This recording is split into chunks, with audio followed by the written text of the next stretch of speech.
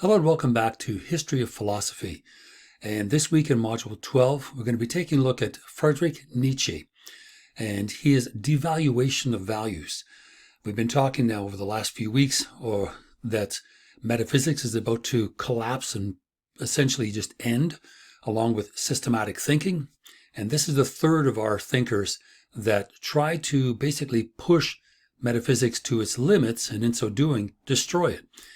2 weeks ago was Marx, last week was Kierkegaard and Schopenhauer, and this week we'll take a look at Nietzsche. Now, Nietzsche is a fascinating character, a very provocative character. He is very divisive in his ideas. And as you can see, just for the sake of one single example, this short passage here, if you try it, you will be lonely often and sometimes frightened. But no price is too high to pay for the privilege of owning yourself. Now think back to where we started in this course and the warnings that the Greeks had given us about straying from the herd. And not the herd as in sheeple and stupid, gullible individuals, but communal thinking, communal living, thinking in terms of a rapport with other people. Nietzsche is essentially saying the exact opposite. He's saying, yes, you can own yourself, but at no point does he state clearly what that would actually look like in terms of the rest of the community. So keep that in mind as we work through the material, because his ideas regarding morality and ethical choices are at the very least rather provocative. Okay, so first of all, let's identify the time in which Nietzsche was living. He lived during the second half of the 19th century, 1844 to 1900. So his life would have overlapped to a certain degree the life of Marx and Kierkegaard. He was a student of Schopenhauer's when he was quite young. And we need to be very careful when we talk about Nietzsche and contextualizing him, especially with what happened after. So clearly Nietzsche could not have predicted the events of the 20th century. Not only one, but two world wars, the rise of Nazism, the rise of totalitarian thinking. So Nietzsche was not directly responsible for the creation of these types of behaviors, but certainly his ideas likely had influenced Hitler and his particular ideology. Now, do we reject Nietzsche and not study him whatsoever simply because of this thin association? I mean, thin in the sense that it's difficult to pin down in any direct way whether or not Nietzsche directly influenced Hitler and Nazi ideology. But let's take a look at that. We simply want to take a look at Nietzsche's ideas and examine them for what they're worth. Now, his ideas certainly have influenced 20th century issues in terms of moral and ethical behavior, in terms of political thinking, in terms of the individual versus the community. All these ideas are interesting, fascinating, and provocative. So the question becomes, first of all, did Nietzsche's ideas necessarily lead to German National Socialism or Nazism? And we can look for an answer in the last book that was published now posthumously, The Will to Power in 1901, which was a year after he had passed away. And that particular text, which is essentially a collection of aphorisms, these very short paragraphs that are numbered, that book was actually edited by his sister, Elisabeth Forster Nietzsche, and she was absolutely rabidly anti-Semitic. So she is the one that collected these fragments and organized them in a way to state something very clearly. And it took many, many years for the more fuller and more comprehensive version of The Will to Power to be re-edited correctly with all of the passages left in, not just selectively and judiciously edited in such a way to create one clear anti-Semitic statement. So when we talk about The Will to Power, which is his last book, the one that perhaps likely had the most influence, if at all, on Hitler and Nazi ideology, we have to ask ourselves the question, would Nietzsche have agreed with Hitler? And the simple answer, or at least a short answer, is no, because Nietzsche was absolutely dead set against this notion of a slave mentality, which is required in totalitarian thinking. Everyone has to be part of the herd. No one can deviate whatsoever. You have to all think the same, dress the same, look the same, and act the same. Any deviation can lead to death in its worst state. So can we say that Nietzsche may have agreed with Hitler? He may have influenced Hitler, but likely he would have said absolutely no, or at least absolutely not, because of the fact that his ideas were about the individual, and the individual cannot live in a totalitarian state. Now, in terms of influences, Nietzsche was very much influenced by sort of two main ideas that were in the marketplace at the time. One is this horrible idea of social Darwinism. And this is, again, to be very brief because no one uses it anymore, it's this notion that only the strong survive, that individuals that put themselves in a position of power are likely to last much longer. And in the same way as Darwin had talked about the survival of the fittest, Nietzsche was applying this idea to social formations. That's very dangerous because we're talking about the animal kingdom being equated with a human kingdom. And that's clearly not the case. And social Darwinism is simply a tool or a concept that is no longer used and should never have been used in the first place. Now, the other one is one that refers to what we talked about last week, which is Schopenhauer and his pretty consistent view of pessimism. And this idea that life is unfulfilling, it's difficult, it's full of obstacles. For every desire we satisfy, then 10 new desires show up, and we can't win. But we need to struggle, right? We need to continue to struggle. Death and suicide is just not an option, right? That's the easy way out. And so Schopenhauer had this view of pessimism that Nietzsche found rather appealing because he too thought that the world lacked any kind of objective meaning or purpose. Whatever we attributed to it was what we personally and subjectively thought it was about. And regardless of whether or not it was something that others adhered to, we had to decide what mattered. We had to decide what had value in our lives and what we can do to get it. If you want vast wealth, okay, what do you have to do to get it? If you want to be liked by other people, what do you have to do to get that? So Nietzsche said, look, the world lacks purpose and meaning. Whatever we assign to it is ours, so let's embrace it. Why not embrace that subjectivity? Right? The fact that we individuals decide what has value and why we want to go after it. And the way in which we could do this was through what he called will to power. Now, will to power, in German, Macht is power, but let's be really careful in how we translate it because it's a term or at least an idea that needs to be qualified. Will to power is not the ability to knock someone over on the way out the door, right? That's just strength. Strength is different here than power. What will to power is the ability to realize an idea, to realize a desire, a purpose, an inclination, and express it and make it real in the world. So will to power is less about the body than it is about the mind. And so it may be a desire to control others and impose your own will on them, but that is in order for you to get the most out of life.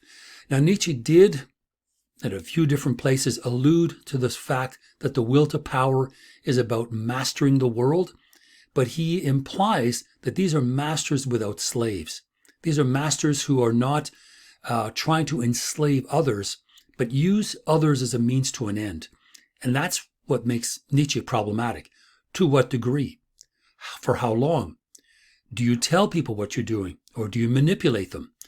So will to power is a way in which we can create value in the world, value in our own society that we live in, and we can, and Nietzsche does include the possibility of controlling others and imposing our will upon them to get the most out of life.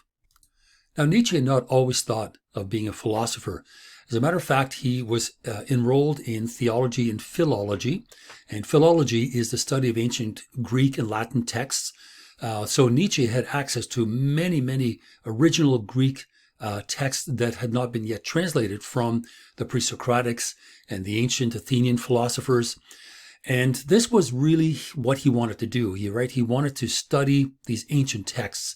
So he took theology and philology for a period of time, and then eventually he left Bonn, and in fact theology altogether, and decided to read the Greek dramatists, right? The tragedians, those who wrote tragedies. And he started to think about various ideas, authenticity, the relationship of works to authors, the context in which they live.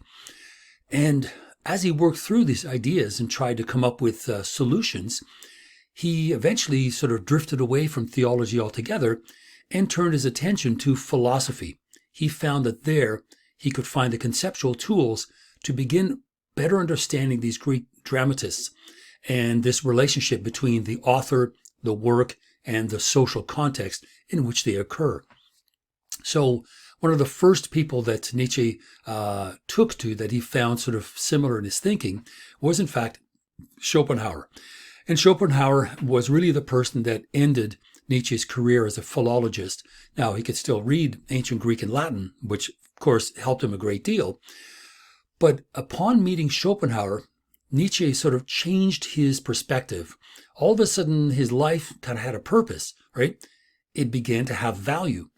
And he realized, okay, it may not be the happiest thing in the world, but this notion of pessimism has got some validity, right? Everything that lives suffers. That is really the essence of existence, to suffer. Now, no one is happy about that fact, but anyone that denies that or ignores that or tries to avoid that is not living authentically. So everything that lives suffers. This was something that Nietzsche found valuable.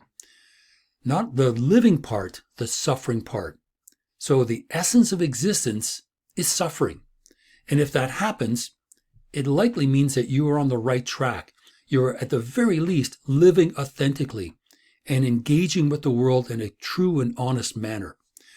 So these ideas that Nietzsche was learning from Schopenhauer, this sort of pessimistic view of the world, really helped to inform Nietzsche's very first book. And he published his first book at the age of 27, which is quite remarkable. So he had only finished school for a few years. And his first book came out in 1872 called The Birth of Tragedy. And it's here that Nietzsche sort of does a deep dive into ancient Athenian, ancient Greek culture, in particular, the tragic plays that were part of this paideia that I talked about at the beginning of the course, which is part of lifelong learning. And the Greek tragic plays in particular were used to help individuals understand the moral and ethical aspects of law. And if people deviate from the crowd, from the community, I don't want to say the herd because that's derogatory, but from the community, there is a likelihood that tragedy will await them. But that's not something that Nietzsche is afraid of, because remember, he's embraced suffering, right? He's embraced the essence of humanity as suffering. And he saw in these plays something quite remarkable. And what he saw was a celebration of the god Dionysus. And it took the form of dancing and singing, and the chorus that would be the Greek chorus that would inform the audience about the actions that are unfolding on the stage, would also speak directly to the characters and tell them and warn them about, if you do this, tragedy will ensue. You should not do this. You should think about it. And in these plays, in these tragic plays, Nietzsche found that tragedy actually transformed, right? It changed in some way that human condition. And so the chorus, the Greek chorus, revealed to the characters in the play, as well as the audience watching this play, the cruelty of being, right? The cruelty of existence. How one sudden misstep, even one against your better judgment, one that you weren't even aware of, right? The cruelty of being, some misstep can land you in all kinds of tragic circumstances. Think of Oedipus, who without knowing kills his own father. And again, without knowing, marries his mother because he solves the riddle in a community where there's a plague. And until that riddle is solved and the Sphinx is able to remove that curse, everyone continues to die. So the surprise ending to all of this is, oh, you get to marry the queen. Well, Oedipus doesn't even know that the queen happens to be his mother. So this is the kind of situations, or the kinds of situations that Nietzsche really thought said a lot about the human condition, right? The cruelty of being. Spectators enjoyed what was taking place on stage. They accepted that a misstep was always a possibility. So as you can imagine, the audience for these kinds of plays would suddenly be much, much more mindful of their everyday activities. And, for example, slighting or harming a visitor, like a foreigner, because you never know. That foreigner that you've now harmed, that you've ignored by the side of the road, or not offered a cup of water because they've asked you for some help. That stranger could be Zeus, could be a god in disguise. You don't know. So it changes the way you interact with people. But tragedy transforms that human condition by calling attention to the cruelty of being. And this is what Nietzsche wanted to write about. And he says, not only that, but this very idea of a tragic drama could not have existed anywhere else but in Athens. Only in Athens was the population overtly aware of the cruelty of being, the horror of existence. And this is a horror that is realized by knowing that there is choice. The notion of freedom and choice was what was causing these individuals to be, in a sense, terrified of living. Because one false move, and you don't know. You are ensnared in the moire. You're ensnared by whatever machination or whatever trap the gods and goddesses have laid for you, just waiting to get you in their claws. So tragic drama began in Athens because for the first time, there was no longer a way to blame someone else. That's really what it's about. So the horror of existence was really predicated on freedom of choice to do something. So Nietzsche said, okay, well, that's interesting. It's not a bad thing because we can still have choice. Where we really have something horrible is when we have no freedom and no choice. And with that, by having the freedom to choose one path or another, there was a very thin line between order and chaos. One misstep and the world is chaotic and tragic. So these two forces Nietzsche found within Greek tragedy. And one was Apollonism, right? And Apollo was a god of the state, of structured order, of reason and rationality. And the other was Dionysianism, which is Dionysius, the god of the oppressed. Also the god of theater, the god of wine, the god of sexual behavior. Dionysius covered a lot of different fields. But what we have here are these two forces that are at work in humanity. This force brought on by Apollo, which is order, and the force brought on by Dionysus, which is chaos. So essentially, it's a thin line between order, or Apollo, and chaos, which is Dionysus. So depending on which way we move towards one or the other. And clearly, a mentally healthy person is able to keep both of these forces in check. Now, to get back to Nietzsche's own time, right, his own contemporary world, he was actually just disgusted by the idea of democracy and by modern ideas. This sounds a little bit like Plato, right? A really sort of a dislike for democracy, for individuals having a voice. But Nietzsche was also disgusted by modern ideas. He was not a modernist by any chance. And he looked around. Of course, he's living at a time during all this revolution. He would have been 8 years old. Would have been 4 years old, because born in 1844. He would have been only 4 years old during the revolutions of 1848. But he saw many others as he got older.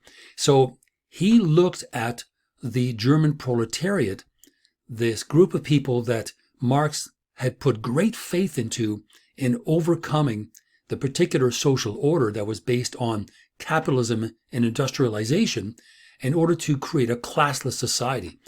Well, if we consider what we've just talked about with Nietzsche, these two forces at work in humanity, the Apollonian and Dionysian, if we think of those, we can see that Nietzsche would look at mob rule as a shift too far into that Dionysian world of chaos, right? Chaos and terror, rather than a move towards order and structure.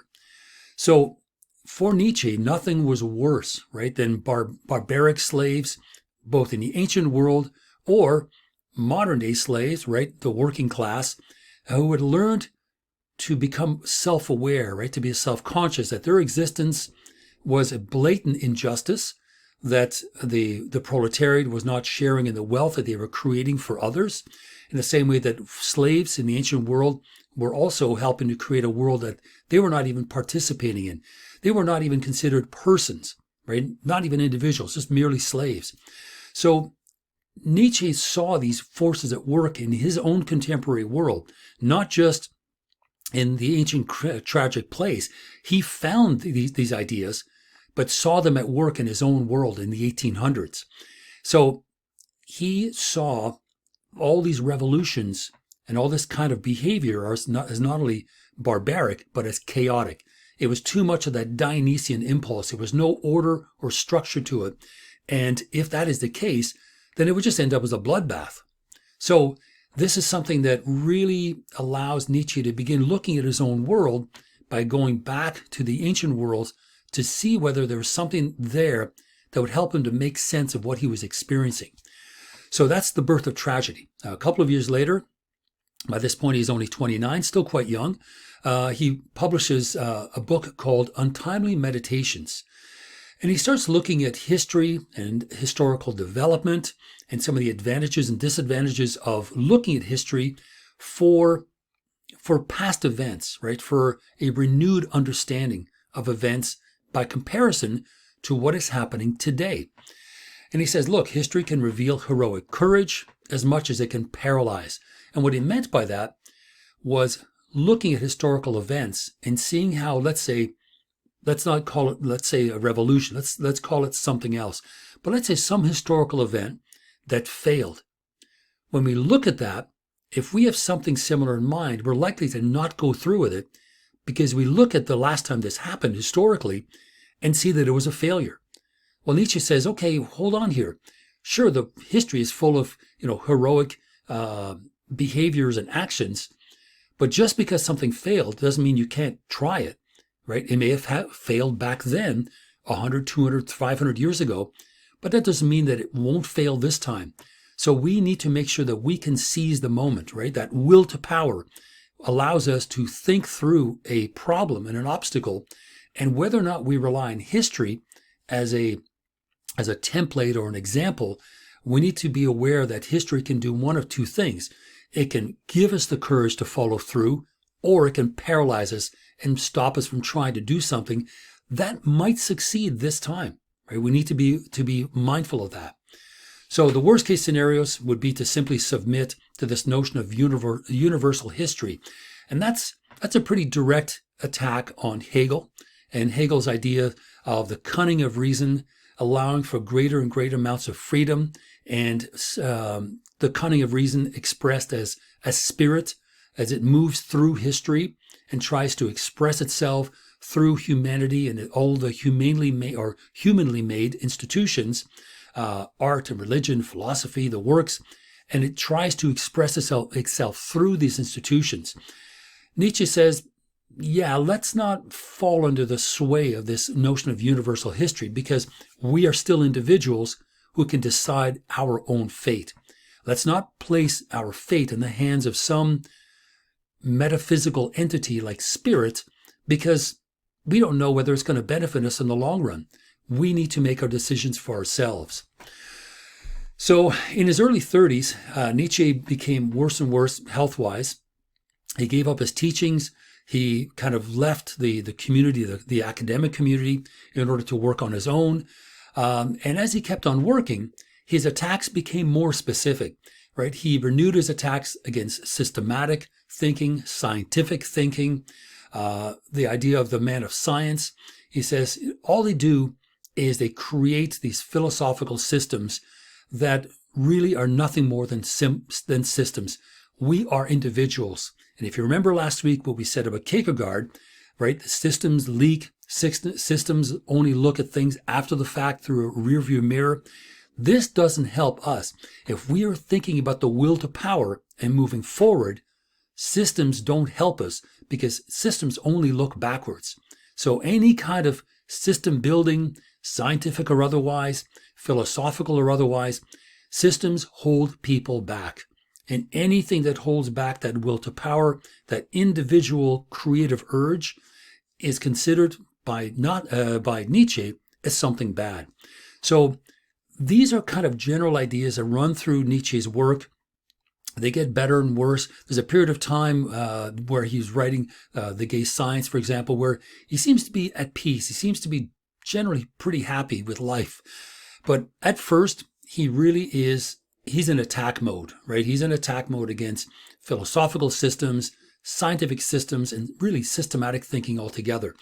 And one of the ways in which he does it is by looking at morality. And so let's take a look at that to see how this kind of idea is expressed in ethical behavior and in moral ideas. All right, so the first thing that Nietzsche does when he turns to questions of morality is to claim that morality is hypocritical, right? It's a hypocrisy. It's a delusion that is designed to make the individual subordinate themselves to the group.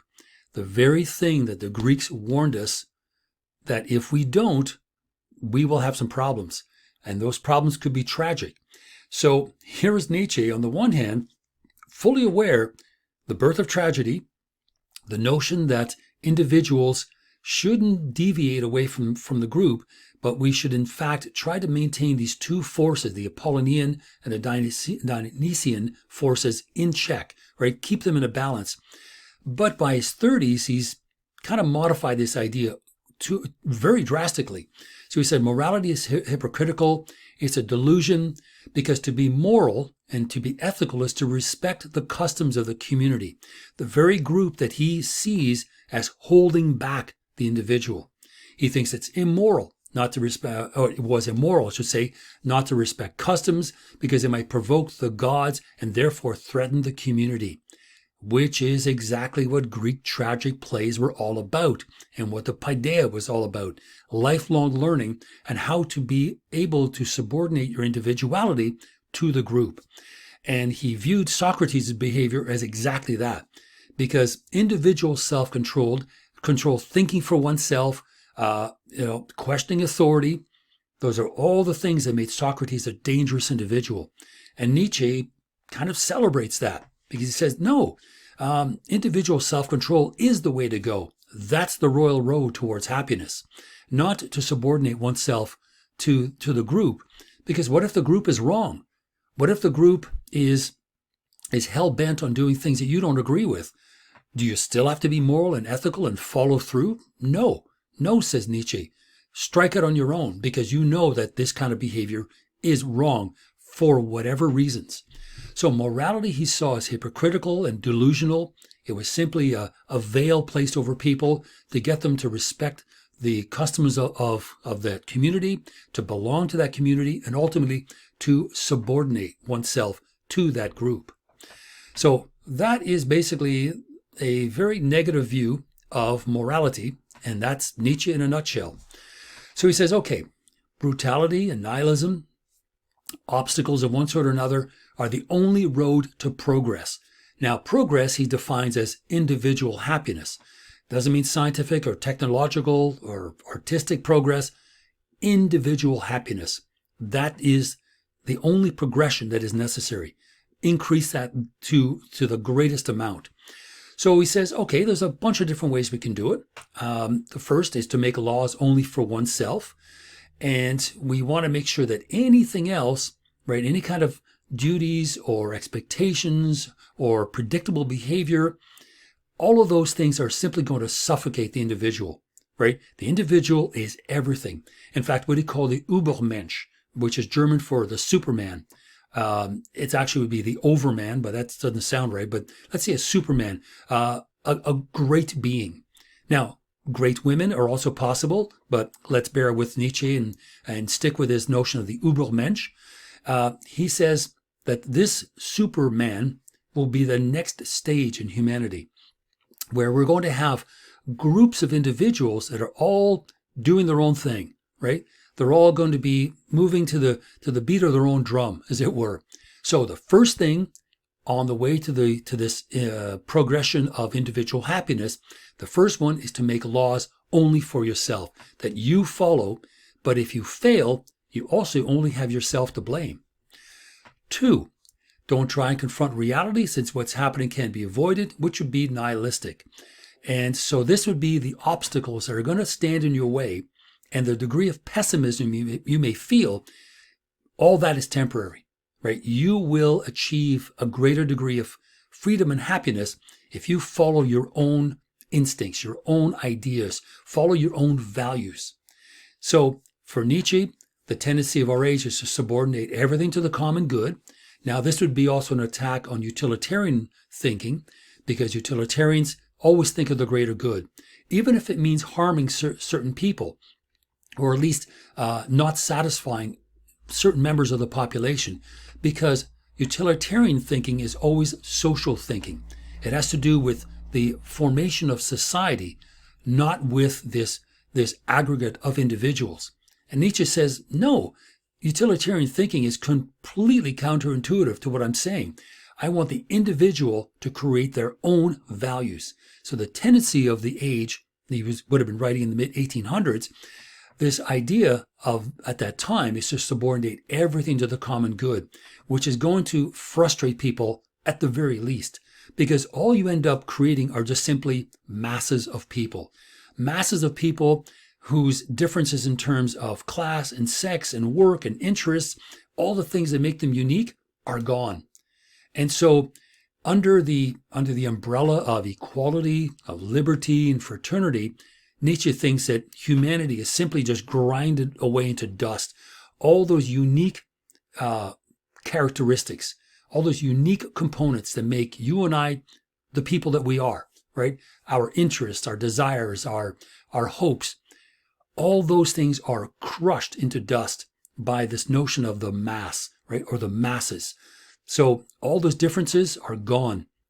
And Nietzsche, again, does not think that's a very good thing. So by 1886, he is writing sort of the fullest account of this kind of thinking in Beyond Good and Evil. And he now sort of expands this notion of will to power and places it within the world of morality and ethics.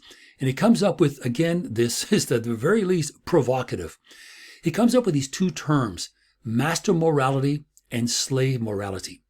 So he says master morality is the morality of the proud and the strong, right? So the proud and the strong are those who are in charge. Now, if you remember back a few weeks ago, maybe a month and a half or so ago, I was talking about how the pre-Socratics warned that one of the laws of nature is the law of the strong. And laws were put in place to hold those strong individuals in place. Along comes Nietzsche, fully aware of the ancient Greek world, able to read Greek texts, and goes exactly in the opposite direction. He says, no, the law of the strong is exactly what we need. So again, he's a provocative character. So Nietzsche says the will to power, the law of the strong, is really what matters. So master morality is the morality of the proud and the strong, while slave morality is the morality of the groveling, the weak, the pathetic, the enslaved. Those two moments can coexist, according to Nietzsche, within even the same person. So here are these two forces at work. Now that kind of structure should sound familiar, because when he was younger, in his 20s, he had come up with this notion of the Apollonian and the Dionysian, right? Forces of order versus forces of chaos. Now he's changed his tune. He says, well, there are forces towards mastery and forces towards enslavement. So there's always going to be this duality in our lives. And that kind of duality has a kind of psychological dimension that's really remarkable, because Nietzsche is writing at a particular time when psychology is just kind of coming into its own. It's completely separate from philosophy, and Nietzsche is still considered a philosopher, but he's laying the groundwork for what will become really important ideas in psychoanalytic theory. the reality principle and the pleasure principle, for example. The pleasure principle would be Dionysian. The reality principle would be Apollonian, for example. So Nietzsche, as much as he's talking in philosophical terms, is articulating ideas that get exported almost in whole cloth into other disciplines. And that's one of them, this master morality and slave morality. And what he really gives in terms of a gift to the psychoanalysts is this idea that the two can coexist in the same person. It's not two groups of people. It's the individual who needs to decide which road he's going to follow, which instinct he's going to follow. So these two modes of morality are grounded in the health of that human soul, and that human soul is being ground into dust by what he considers to be the corruption of modernity, the corruption of belonging to the masses, the corruption of belonging to a group, into a community. And the community that we live under has its own kind of will to power. So he says, whatever moral system a community believes in becomes the voice of their own will to power, or what Rousseau called the general will. So a group of individuals wish things to be in a certain way, wish the world to be developed in a certain way, and our moral system, right, the system that guides who we are in that community, becomes that will to power in a very general sense. It's not individual, it's social and collective. Now, Nietzsche identifies that, but he says ultimately what needs to happen is a relationship between morality and that will to power. And as you can imagine, he does deviate for the most part towards the master. But at this early point here, as we're working through his material, keep in mind how these two forces interact. Because if you read Nietzsche really carefully, you'll find that he has as much to say about the slave as he has about the master. So let's remember that. So whatever moral system a community has is the voice of their own will to power. Okay, that's what he said. So a ruling group determines what is good, not the individual, right? That social formation, that community, that ruling group determines what is good. Now, it isn't just the society. It's specifically those in charge, the ruling group. So it is here that Nietzsche can be considered to be on the side of perhaps the slave, we'll call him. And again, that's unfortunately the translation. So let's keep master and slave in quotations and say, okay, the ruling group, the masters determine what is good. The proud state of the soul experience. These are the individuals who feel contempt for those who are weak and cowardly or anxious, and look at them as somehow using a very narrow form of utility in basically justifying their enslavement. So what he's saying here is the ruling group, the masters who call the shots, define what is good and bad behavior. For example, the ruling group is going to say, well, jealousy and envy are bad. Yet as a slave, if you were envious of those in power, Nietzsche says, no, embrace it. It's telling you what you want. If you are envious of someone else, it's because they are or have something you want. Now, he doesn't say go and steal it, but if they are powerful or if they are, have some degree of prestige, he says you can too. So there is this strange vacillation back and forth in Nietzsche's work between siding with one group or the other. He tries to be fair, and sometimes we can see, okay, he's sort of hinting towards this group or that group. But certainly here, when he talks about the ruling group, the master morality, they're the ones who set the agenda. They're the ones who decide what is considered good and bad behavior. In other words, they're in charge of the moral values of that community. And those moral values may sometimes stand in the way of the individual happiness of that person. So the ruling group simply is contemptuous of those that are not like them, right? The slaves, or those in the sort of a kind of in-between sort of liminal state. And for Nietzsche, the ruling group are the more truthful ones. They're the ones who call the shots, right? They're the truthful ones because they express honor. They are exalted. They're the ones who call the shots. They are the ones that are in control of their own destiny. And they almost are bordering on noble, right? That noble morality tries to grasp the truth of something that is always already there, which is that those in charge call the shots. They always have. So actions are judged as good because aristocrats perform them, not because the actions are good in themselves. And this is like saying, okay, is what a godhead says morally correct, or is that thing that already morally correct and a godhead simply repeats it? So actions are judged as good or inversely bad simply because aristocrats perform them. So clearly anything that an aristocrat or someone in power does is always going to be considered good. And anything that we do would be considered bad, such as envy. And I use that as an example because Nietzsche talks about that. If you are envious of someone, it's because that person is someone that you wish to be. Don't deny it. Try to find out how you can achieve that. So it's not saying steal from them. It's saying figure out how to move from one state into the other. So slave morality, by comparison, becomes a kind of utility because it attaches values that compensate, justify, explain away the essential weakness that the slave incurs, and it tries to alleviate their suffering. There's a kind of sort of misery loves company sort of idea here. And so morality is used as a kind of utilitarian tool to compensate, right, for the lack of opportunities that a slave has, and also to alleviate this weakened position that they're in. So the creativity of that person is then kind of stifled because they now have an excuse. Well, I was born in the wrong place. It's who I am.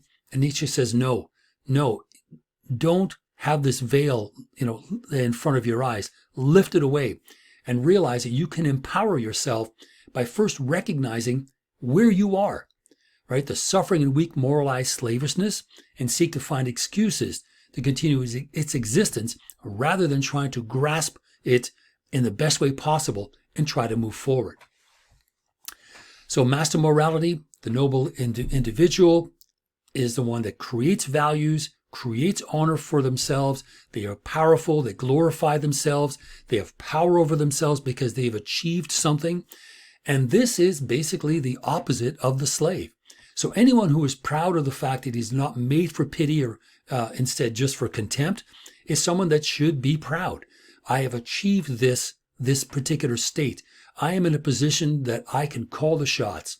I can decide what is morally good and bad.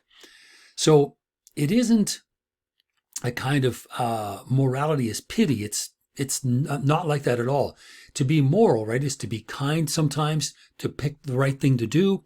And the master morality group won't have anything to do with it. They simply don't care. But what does happen is something that the slave should become aware of. Now, I've called it envy. Nietzsche also calls it resentment. So what happens is the slave resents those people because they are not like them. But that's that first glimmer of hope, right? So resentment instead begins to build in the common people because of their powerlessness. So the slave condemns them morally. So the first thing is like, yeah, those guys are in charge. They just do whatever they want. Just give us some crumbs. God, I hate them. And Nietzsche says, fantastic. Step one on the road to happiness is be aware of that resentment and embrace it. So one of the things in which Nietzsche is able to draw on history and draw on the past is, again, a rather powerful indictment on the masters here, because he says those individuals honor and revere the past ages. And I just put ancient Greece ? Could have been any period of time. But what happens is those individuals kind of look backwards because they're in a position now that they have achieved this position, or perhaps their family has, and they're just lucky enough to be born in the right place. But what they do is they place their faith in ancestors and seem to be looking only backwards to past accomplishments. Of course, those accomplishments that put them in a position of power in the first place. So compare that, right? Slaves or the masters looking through a rearview mirror to the past and looking at themselves as being honored and revered. And then compare that to individuals who Nietzsche calls slaves. And these are the individuals that are enamored by modern ideas. They're the ones who believe in progress. They're the ones who believe in the future. Even if they don't think they have absolute control over that future, they can at least struggle. Because remember, the essence of humanity, right? The essence of life is struggling, right? The cruelty of being born in the wrong place. So slaves have got everything to gain and nothing to lose. The masters, on the other hand, have got everything to lose and nothing to gain.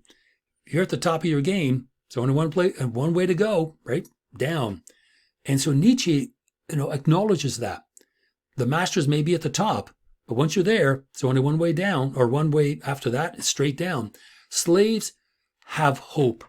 Slaves have the future and progress in themselves. So if that's the case, as he writes in Genealogy of Morals, 1887, he says, the slaver's revolt in morality begins when ressentiment, and he writes it in French. So resentment itself becomes creative and gives birth to values. Now, I point this out because Nietzsche not only was not a fan of Marx, was not a fan of the overthrow of governments, he was even a fan of the German people. He thought them to be pig-headed, ignorant, superstitious, everything that he hated in the world population, he especially hated in the Germans. He just thought there was no hope for them. So Nietzsche, as much as he was German, go figure, as much as he often would pepper his writings with Greek and Latin and Italian and French. So he writes here, ressentiment, right, in French. Not sure why, he could have written in a different language, but he writes it in French because he wanted to be considered a cosmopolitan world figure, not just a German, right, a German philosopher. He wanted to be considered a world or cosmopolitan philosopher. That's how much he hated his own people. So just wanted to point that out. But what he says here is still important. He writes, the slave revolt in morality begins when resentment itself becomes creative. It isn't just, being pissed off at somebody. Now you're going to do something about it. So that resentment, although is a negative emotion, becomes itself creative, right? It becomes that dialectical move towards the first step to get out of this position of inferiority and on the road to something better. So it gives birth to values, hard work, perseverance, whatever those other things may be, but they're values that you are going to use. Their values are going to matter to you. So this is why Nietzsche believes that the next stage of human evolution would be moral and ethical. It would be not metaphysical entities of any sort or another. They're long gone. Because if you're going to do away with religion and you're going to do away with abstract thinking, all you're left with is ethical choices. And this is ultimately where metaphysics collapses and dies. Right? It dies at the doorstep of Nietzschean philosophy. So the next step for human evolution will be a moral or ethical choices. So if we accept nihilism as a way of life, now nihilism isn't burning buildings to the ground and destroying everything. Nihilism at this point, when Nietzsche is writing, means the denial of the validity of all distinction of moral values. So nihilism is a rejection of morality. It's a rejection of moral values. And in its place, we now look to the will to power. So that instead is the heart of morality for Nietzsche. So the heart of morality is not moral values and being kind, but in fact the will to power, the very opposite of what has been occurring up until this point. Now Nietzsche says, don't be a sneak about it. The will to power must be expressed openly, honestly, and nobly. So what you do, you need to express openly to yourself and to others. I have a will to power. I'm going to use it. And we also need to know what right and wrong is in aesthetic terms, because for Nietzsche, what is right is noble and what is evil is vulgar. Now, he doesn't specify what that looks like, but he says that if you're doing something and you think it's right, then it's noble. Why? Because you're the one in charge. You're the one calling the shots. You're the one creating the moral system and the moral value system in particular that you are going to use. Now, one of the moral values that is built into society that Nietzsche was particularly sort of hateful towards was Christian morality. So he thought that this kind of life was stifling, was deadening, was false, and in fact constrained people, turned them into slaves, because Christian morality was filled with all these commandments that stopped people from grasping that will to power and moving out of that community and into something that they wanted to do. And so the Untermensch, as opposed to the Übermensch, like the undermen or slaves, those are the individuals that are truly a herd of animals. So Nietzsche essentially looks at the community as a group of Untermensch, right? A group of slaves. And those people, they derive their identity and their purpose from those people around them. But if nobody is in a position of power, then they are still weak, unrealized, contingent. There is no individuality in the sense of the will to power of that single person.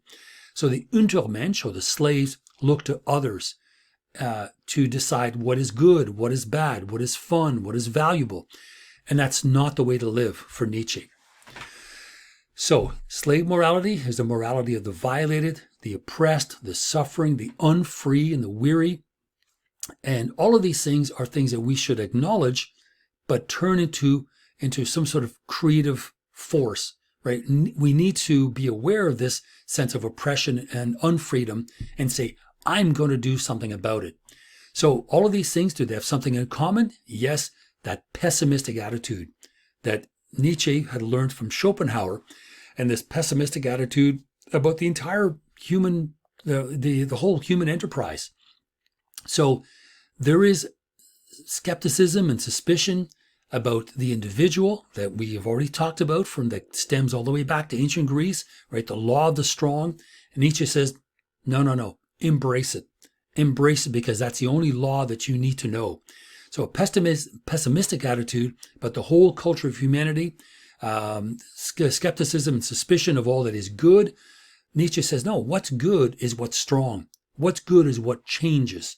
What's good is what the value system that you have created. So the Untermensch, right, the slave morality, everything is equal, helping others is valuable. And oddly enough, and again, this is where Nietzsche can be read both ways. And he says everyone in this slave mentality, because remember, the community is all basically slaves. But what's happening is everyone's equal, helping each other is valuable. Emphasis is placed on the success of the entire group, not on the individual. But that's not a bad thing, right? The slave morality is communal and social. Yes, it may limit our will to power and keep humanity from evolving, but at least keep society going. And again, it's almost a paradox. Every once in a while in Nietzsche's writing, we find these statements where we're not quite sure what he's saying, but he does say that the Untermensch, the slave morality, right, the slave individuals or those who are unfree, still go ahead and create societies. They create communities and societies that we still need, because without that, we would literally be living on our own, which is a terrifying prospect. So pity is something that, or piety is brought out in order to ease that suffering of existence, humility and friendliness, the things that most of us really kind of want, Nietzsche rejects. And I would say probably because he didn't have a lot of it in his own life, because remember, he's left Basel, he's left Berlin, Bonn, he's out living in the mountains almost by himself. So very much thinking on his own. And so because there aren't that many people around, to start to think individually might be the result of simply a lack of interaction with people. So patience, humility, friendliness, all these things that Aristotle would have called virtues, Nietzsche rejects them, right? He rejects them because he associates them with the Untermensch. He associates them with the slave morality. So what is so strange here is the way in which not only can we have both of these forces at work in our own minds, and we need to decide what matters for us. But Nietzsche gives equal weight to both those groups. He both presents them and criticizes them at the same time. And in this kind of idea of presenting good and evil in the book, he says also beyond good. This is well beyond the morality of good and evil. We're in a different world, right? We're in an altogether different terrain where individuals matter. Individual moral values matter. So slave morality, those who are evil inspire fear, right? The ruling class, those are the master morality. And it's precisely those who are good. Because if you can inspire fear in others, according to Nietzsche, that's a good thing. That's Nietzsche for you. Now again, we have these interesting statements that we're going to end here with from Beyond Good and Evil, section 260, which is right towards the very tail end of the book. So Nietzsche says, okay, the noble man is not altogether free, because remember, the nobleman, right, or the master needs the slave to identify himself as such. And the slave is also not together ignorant, because otherwise, just like an individual in a state of nature, we need to have reason and rationality to understand that we're in a state of nature in the first place. So Nietzsche kind of really gives us a very nuanced version of these two individuals. So the nobleman is not completely free because they need others to validate who they are. And the slave is not completely stupid and ignorant because they have to be able to recognize resentment. They have to be able to recognize piety and other forms of humanity which help them temporarily. So the slavish person is partly right and more truthful than the nobleman because each of them are really trying to actualize freedom out of unfreedom. And so the nobleman actually has a more difficult time of doing that because the slave literally has everything to gain and nothing to lose. The noble character has everything to lose and nothing to gain, or very little to gain. And that actual unfreedom becomes extremely difficult once you get into that position of being a master. So he says in section 260, there is only one last fundamental difference that separates noble morality from slave morality. The latter is characterized by the longing for freedom. So he ends this long study on slave morality, master morality, and he finally gives the last word to the slave morality because they are the ones who have the longing for freedom. And is that not what this entire agenda, this entire endeavor is all about? So he says the main difference is that slave morality is characterized by that longing for freedom. So he gives the slave the intellect and the wherewithal and the self-consciousness to be aware of their unfreedom. So that is pretty important. So now we're just going to finish up with the third transition. And again, kind of looking at the same thing as we looked at first with Marx 2 weeks ago, and then last week with Schopenhauer and Kierkegaard. And here is the same sort of thing, right? And we're going to go through by way of a summary. Marx was trying to think against the tradition that he was encountering by coming up with his own conceptual tools that were designed strictly as a response to industrialization and the beginnings of rampant capitalism. And Marx, Kierkegaard, and Nietzsche challenged these assumptions about religion, political thought, metaphysics by basically inverting that hierarchy of the metaphysical dimension on the top, the physical underneath. They reverse that. All three of them flip them right on their heads and place the body, the individual, the personhood, and subjectivity at the top. And only under that, we have the metaphysical realm. So we have Marx, who as well as Nietzsche and Kierkegaard, tried to think against the tradition by coming up with new tools.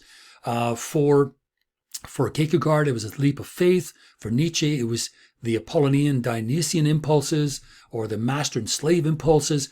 These are new tools, right? And in the case of Nietzsche, going almost 180 degrees in the opposite direction that philosophy had moved for the last 2,000 years almost. So we have that. we have the three of them turning these traditional hierarchies on their head and privileging the individual and the subject. And also, too, the fact that all three of them stand at the end of this long philosophical tradition, who really the last complete philosopher is really Hegel, right? Hegel was the one that understood the totality of human history as one long continuous development. And what Hegel tried to do was to stand outside any of these systems that claim authority and beliefs in the past and said, no, the continuity of history as we see it now is one where spirit, right, Geist, is moving towards greater and greater amounts of freedom. And really, it can't get much better than this. Liberal democracy in the early 1800s in Germany was for Hegel the best that it could be. And all the right wing or versus the left, the right wing Hegelians believed exactly the same thing. But Marx, as a left Hegelian, thought otherwise. All three of them agreed that history played a really important part in the development of consciousness, but because of that, knew that they could move within history and create their own tradition and use their own conceptual tools to make sense of it. And so Hegel told them, yes, history develops. There's movement of history and a movement in history. The three of them were part of the movement in history. And in this case, they succeeded in ending the history of philosophy. That's what they managed to do. So Hegel's discovery, right, this idea of historical continuity, was a kind of a veiled attempt to substitute the idea of tradition. And the idea of tradition, obviously, tradition from the ancient world, which is, well, slave states are a good idea. Hegel's going, no, of course not. This is horrible. How can you talk about freedom and happiness and live in a slave state? Clearly, this is wrong. We need to be self-conscious of this. So Hegel realizes that historical continuity is important, and any kind of contradictory thought or conflicting thoughts still can be kind of ironed out, right? They can be explained as one consistently moving development towards this final goal of freedom. And it used to be happiness in the ancient world, but that was at the cost of slaves. And Nietzsche clearly says, no, slaves are absolutely the wrong way to go. But the same kind of thing, the longing for freedom. And that's what's going on. So the idea is that Marx, Kierkegaard, and Nietzsche still were Hegelians in the sense of their understanding of history. So it was all part of one big dialectically moving whole. It may go in slightly different directions periodically, but it always kept moving in the same general direction towards greater and greater amounts of freedom. And so what the three of them did is they kind of radicalized, right, their understanding of the past. Nietzsche basically understood it and took it in a completely different direction, literally the opposite. Marx did the same thing and took more from Aristotle than Plato and was able to understand the world from a more materialistic point of view, and on and on. So really what happens with all three of them, and Kierkegaard especially, this hierarchy of the mind over the body. This is something that had really been part of philosophical history since Plato. And the idea that the mind was better than the body, it was really the upper half of this hierarchy. Here's where we finally see it flipped. And it's finally flipped by all three of these thinkers. Now, perhaps others that we're not aware of, whose writings are now lost, but Marx, Kierkegaard, and Nietzsche were the first ones to take that conceptual hierarchy, which really was emblematic. It was representative of the entire history of philosophy, and turn it on its head, turn it upside down. And even Hegel had not done that. He still, as an idealist, wanted to privilege the mind because he kept talking, remember, about Geist, about spirit, this spiritual entity that was not body, it was not subjectivity. It was an idea, capital I idea, much like Plato. That's what was going through history. And these individuals are saying, no, history is us. It's what we do.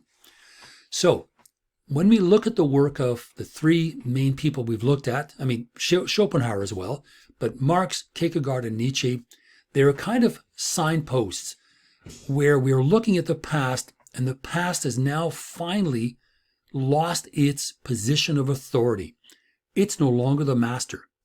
It's now fallen away to the wayside, and we are basically looking at an empty slate, right? We're looking at a place in which there are no authority figures whatsoever. So this is what Marx does. He destroys authority figures in terms of saying that those who call the shots economically are wrong. Kierkegaard says the same thing in terms of the masses and whatever morality the masses believe. Nietzsche says the same thing.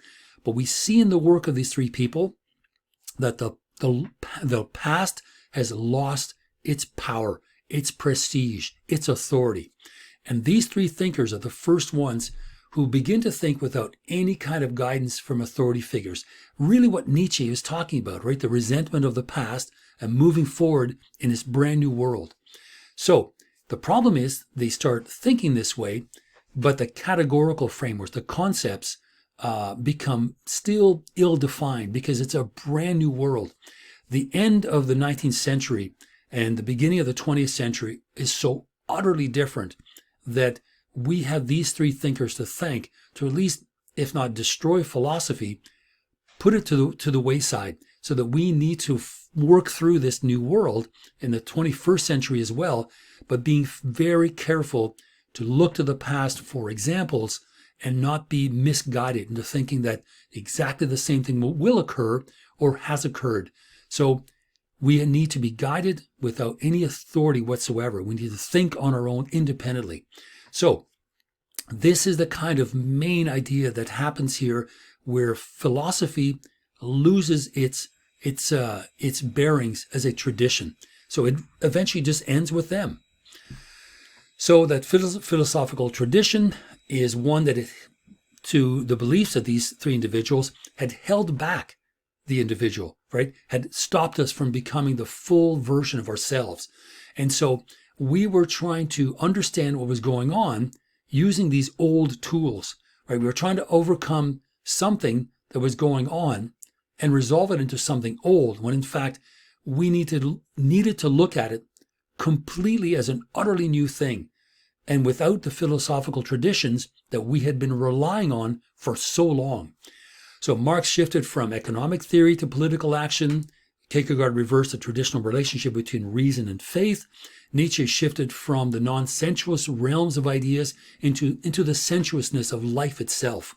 And we'll see next week, when we talk about existentialism, how all of these ideas really have a very strong impact on existentialism, especially Nietzsche. So each time we move from one abstract theoretical field into practical action.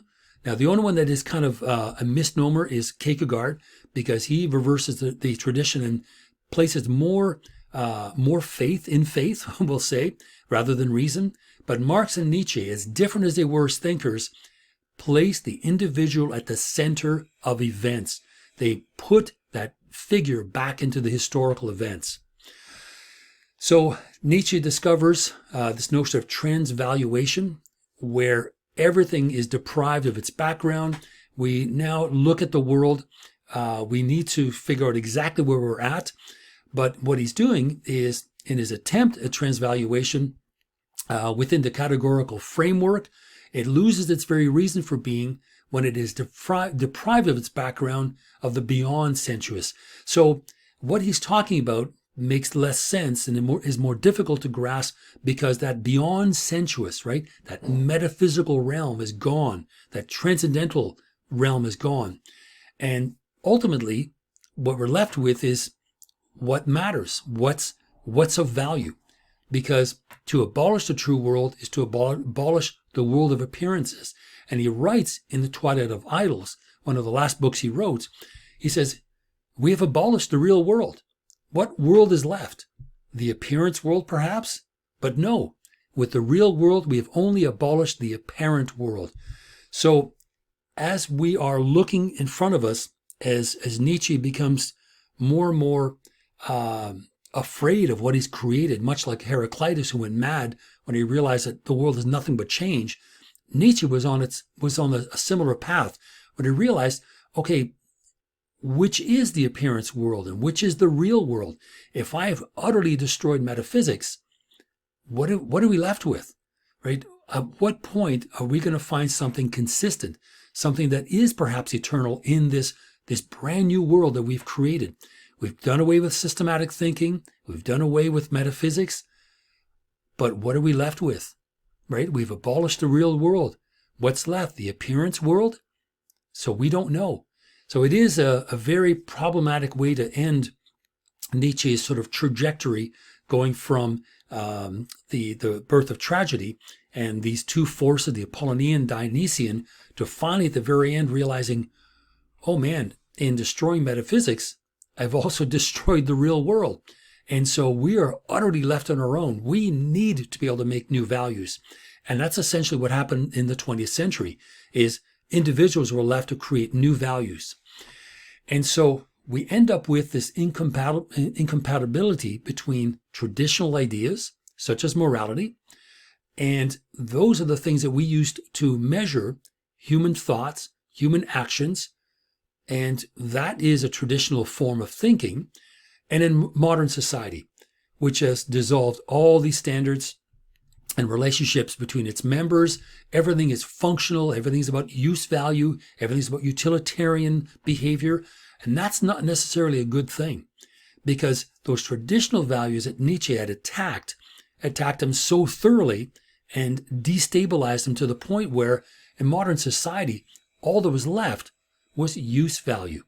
All that was left was functional and use values, and those are rather empty if you're looking for the kind of fulfillment in your life of greater amounts of freedom, having real purpose and value in your life. Everything is now use value, which is kind of cold and mechanical and almost technological. So values in the modern world have no significance in and of themselves, and really exist only in the world of commerce, right? Be a good consumer and don't make waves, be part of the herd. After all that work, Nietzsche destroys almost too much, right? He devalues values, devalues traditional ideas about morality, but in so doing, leaves the world open for just use value. That's all that's left. Okay, just want to end here by just pointing out that these the slides that I entitled Transitions 1, 2, and 3, when we talked about Marx, Kierkegaard, and Nietzsche, are actually summaries of the chapter Tradition in the Modern Age, which can be found in the book by Hannah Arendt called Between Past and Future, a book that came out in 1954. So these are not my ideas. I thought they were really important to place here because they prove and they show rather conclusively how we ended up in the position that we're in now, where the history of philosophy, well, essentially ends around 1900. And Hannah Arendt's book really shows us in a significant way how these three remarkable thinkers, Marx, Kierkegaard, and Nietzsche, were able to grapple with modernity, which was this utterly brand new thing, but using old conceptual tools that eventually not only broke because they couldn't grasp what was going on, but at least attempted to come up with something new. And those new figures, those new conceptual tools were the result of thinking independently, of thinking without authority figures and thinking without tradition. So I leave it to you whether having tradition may or may not be a bad thing after all, because do we want to throw the baby out with the bathwater? Probably not.